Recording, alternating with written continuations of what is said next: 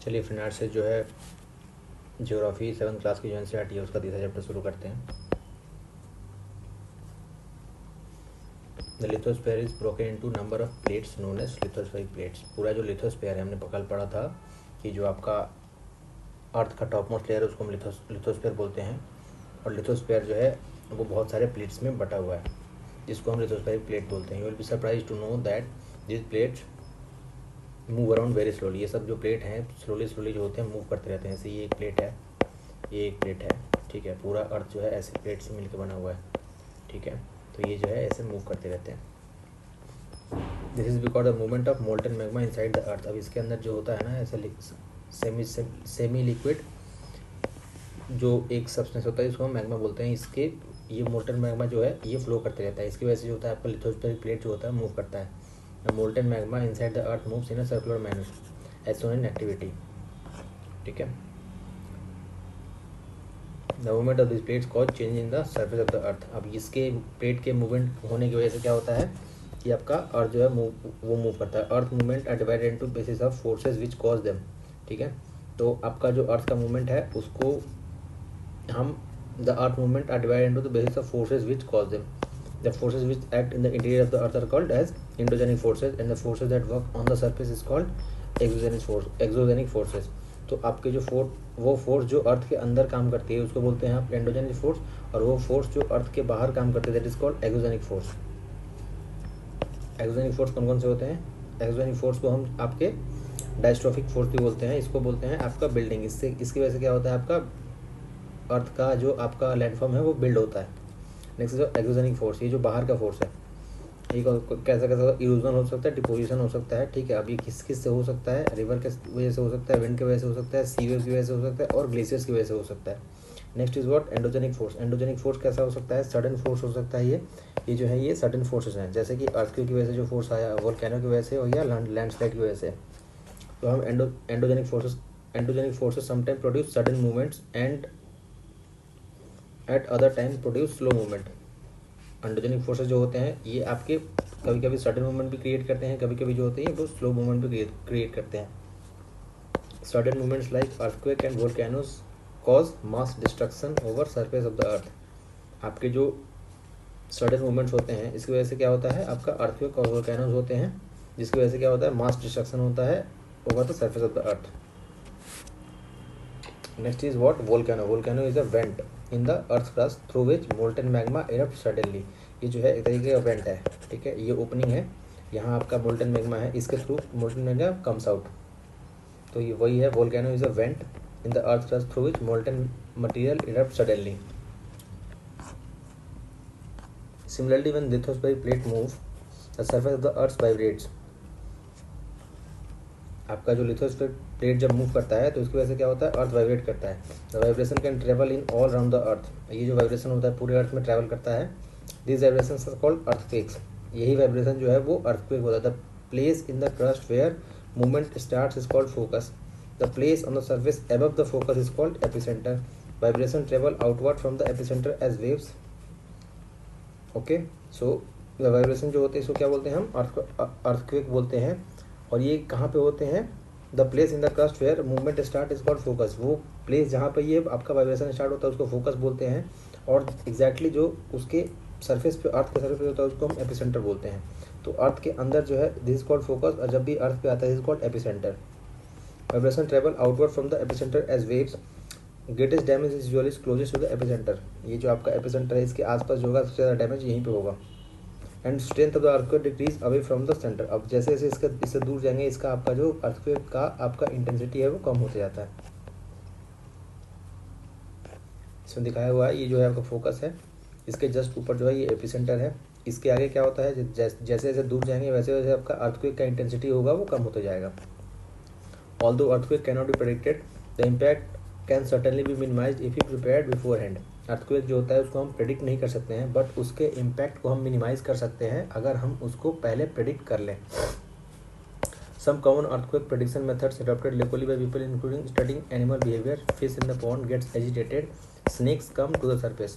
अब ये सब जो है आपका इसको प्रेडिक्ट करके आपके अर्थक्वेक के को हम प्रेडिक्ट कर सकते हैं। वो कैसे होता है, आपके एनिमल्स जो होते हैं वो उनके बिहेवियर को स्टडी करके, फिश जो होती है पॉन्ड में वो आपके एजिटेट होने लगती है, और स्नेक्स जो होती है वो सरफेस से बाहर आने लगती है। ये सब प्रेडिक्शंस हैं अर्थक्वेक आने के।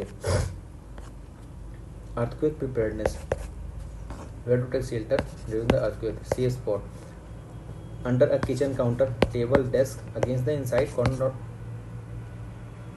or a wall. Next is stay away from the fireplaces, area around chimneys, windows that shatter mirrors and picture frames. Be prepared. Measure landforms. अब मेजर लैंडफॉर्म जो है वो कौन कौन से, इसको देखते हैं। Landform being continuously worn away by two processes, weathering and erosion. Landform जो है, लैंडस्केप जो है वो आपके कॉन्टिन्यूसली आपके टूटते रहता है बाई दो प्रोसेस की वजह से, वेदरिंग की वजह से और इरोजन की। वेदरिंग क्या होता है, weathering is the breaking up of the rock on the earth surface. Weathering जो है आपका रॉक के सरफेस का टूटना है, and erosion is the weathering away of the land by different agents like water, wind and ice. Erosion जो है, इरोड करना का मतलब स्लोली उसको धीरे धीरे काटना होता है। The eroded material carried away और transported by water, wind etcetera and eventually deposited. ये सब जो आपके काटने के बाद क्या करते हैं, वाटर, विंड और आपके आइस जो है, ये आपके अर्थफॉर्म को काटने के बाद एक जगह ले जाए कहीं पे इसको डिपॉजिट कर देते हैं। The process of erosion and deposition create different landforms on the surface of the earth. अब ये जो आपका डिपोजिशन है और इरोजन है, इसकी वजह से लैंडफॉर्म के बहुत अलग अलग से टाइप्स जनरेट्स होते हैं। वर्क ऑफ अ रिवर, अब रिवर कैसे काम करती है, river running water in the river erodes the landscape. When river tumbles at the steep angle over very hard rock or down a steep valley side, it forms waterfall. Waterfall कैसे बनता है, जब आपका ये रिवर है, ये जब एक किसी स्टीप आपके लैंडफॉर्म से नीचे गिरती है, then it creates a waterfall. As river enter the plain, it twists and turns, forming large bends known as meanders. Meanders क्या होते हैं, जब रिवर एक आपके प्लेन में एंटर करते हैं, जैसे ये हो प्लेन हो गया, तो ये जो है दिस इज कॉल्ड meanders। और जब आपके प्लेन में एंटर करती है तो ये ट्विस्ट एंड टर्न करती है, जिसकी वजह से जो बनता है से उसको हम meander बोलते हैं। Due to continuous erosion and deposition along the sides of the meander, the ends of the meander loop come closer and closer। आपका क्या होता है कि due to continuous erosion deposition along the sides of the meander, ends in the meander loop coming in due course of time, the meander loop cuts off from the river and forms a cut off lake, also called oxbow lake। oxbow lake क्या होता है कि ये this is the oxbow lake। अब क्या होगा ना, ये काट करके एक बार कैसा आएगा, ये दोनों बहुत क्लोज आ जाएगा। ये दोनों क्लोज आ जाने के बाद से क्या होगा, ये जो होगा आपका इससे बाहर हो जाएगा और अभी रिवर जो होगी इससे फ्लो करने लगेगी। This is called what, oxbow lake। At times the river overflow its bank. कभी कभी क्या होता है कि रिवर जो होती है अपने बैंक जो इसका किनारा है इसको क्रॉस कर जाती है। This lead to flooding of the neighbouring areas. It deposit layer of fine sand and other material called sediments along its banks. अब ये जो सेडिमेंट्स कैरी करेगी इसको ले जाके आसपास में इस पर इधर डिपोजिट कर देगी।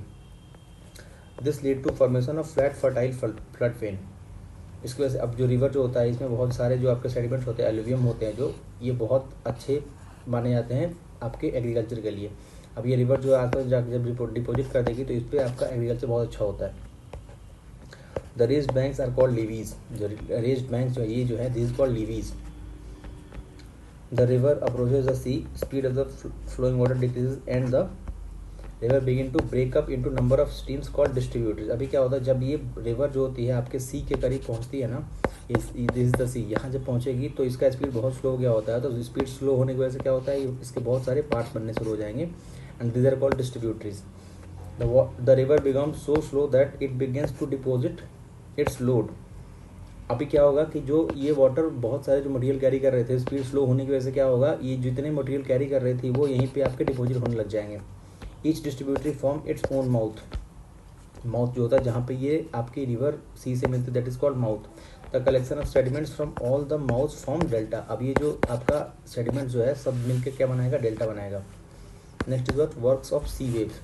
अब सी वेव जो है ये कैसे काम करता है इसको देखेंगे। Erosion and deposition of sea waves gives rise to coastal landforms.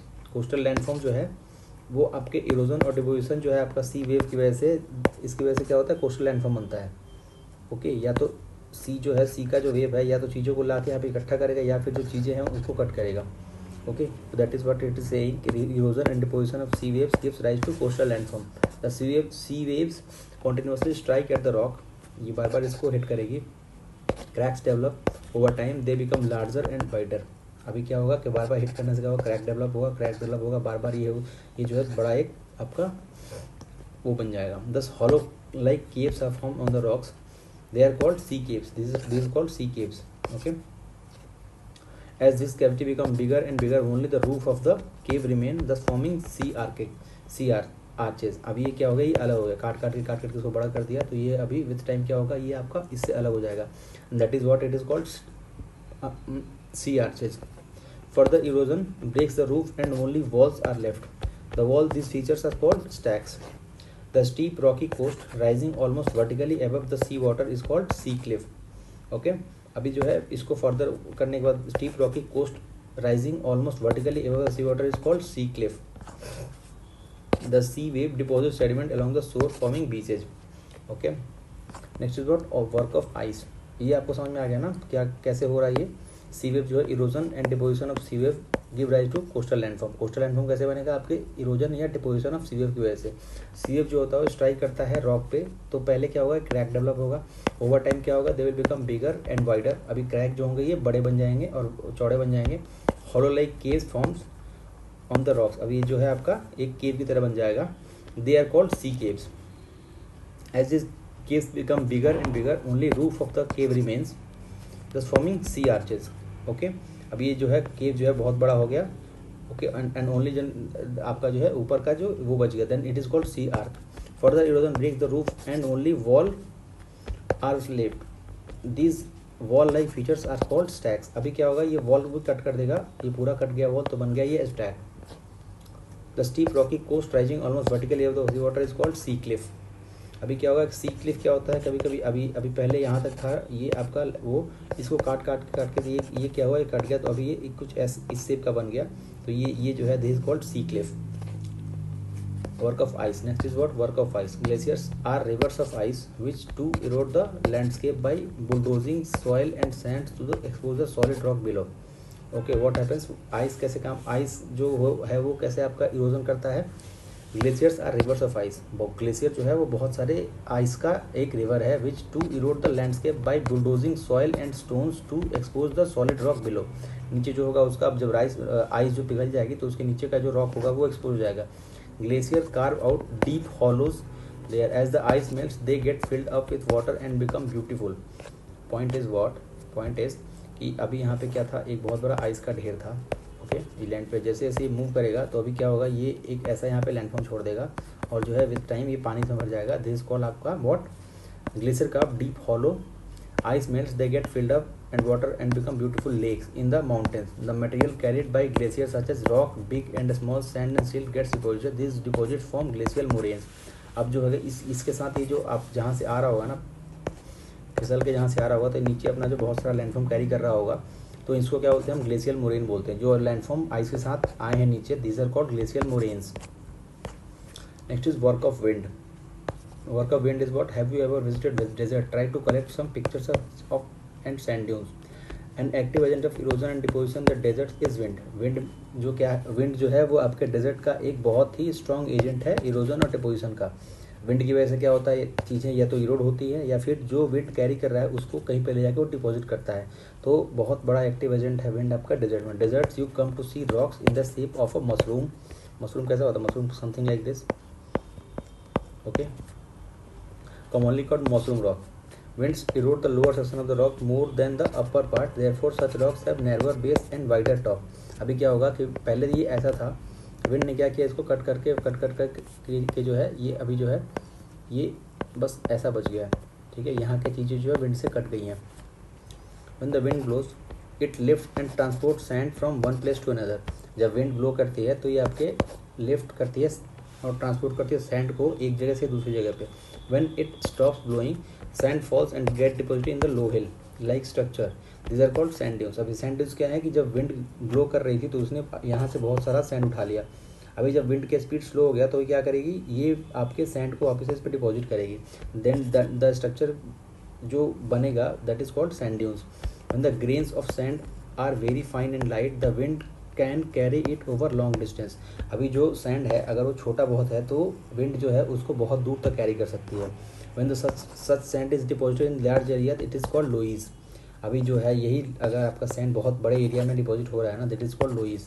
Large deposits of loess is called found in China. China में जो है बहुत सारे आपके लोइज मिलते हैं।